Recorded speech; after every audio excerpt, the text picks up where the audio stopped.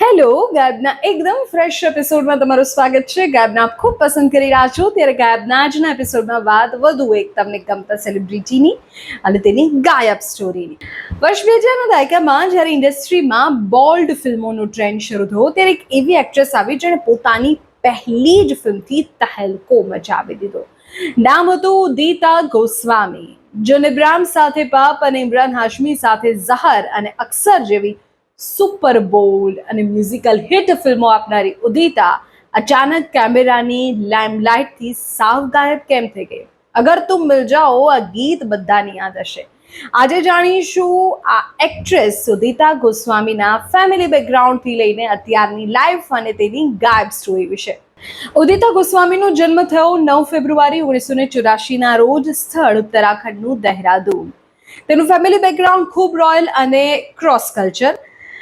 પિતા ગઢવાલી ઉત્તરાખંડના, માતા આસામના એક પ્રતિષ્ઠિત અને શાહી પરિવારમાંથી આવતા હતા.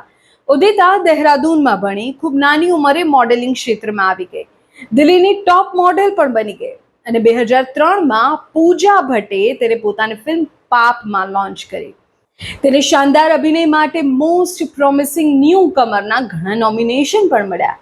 ત્યારબાદ ભટ્ટ કેમ્પની ઝહર ફિલ્મે તેને રાતોરાત દેશની સૌથી ચર્ચિત અને બોલ્ડ એક્ટ્રેસ બનાવી દીધી હતી.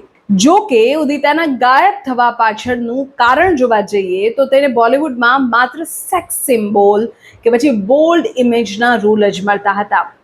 મીડિયા રિપોર્ટ્સ એવું કહે છે કે ઉદિતા તેની આ ઇમેજને બદલવા માંગતી હતી પણ ઇન્ડસ્ટ્રીએ તેને બીજો મોકો જ ના આપ્યો. આ દરમિયાન ઝહર ફિલ્મના શૂટિંગ વખતે તેને ડિરેક્ટર મોહિત સુરી કે જે મહેશ ભટ્ટના ભાણા થાય તેની સાથે પ્રેમ થઈ ગયો. 9 વર્ષની રિલેશનશિપ રહી અને 2013માં તેમણે લગ્ન કરી લીધા.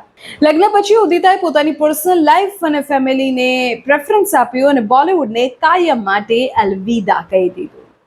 તો સવાલ એ છે કે અત્યારે ઉદિતા ક્યાં છે? ઉદિતા ગોસ્વામી અત્યારે મુંબઈમાં તેના પતિ મોહિત સુરી અને 2 બાળકો, દીકરી દેવી અને દીકરો કર્મા કે જેની સાથે લક્ઝુરિયસ લાઈફ જીવે છે.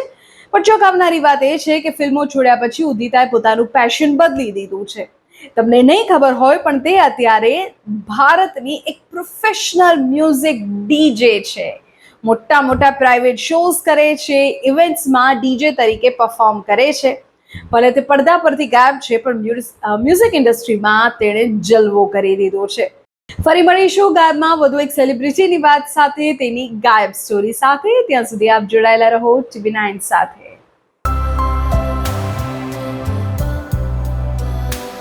ખાયા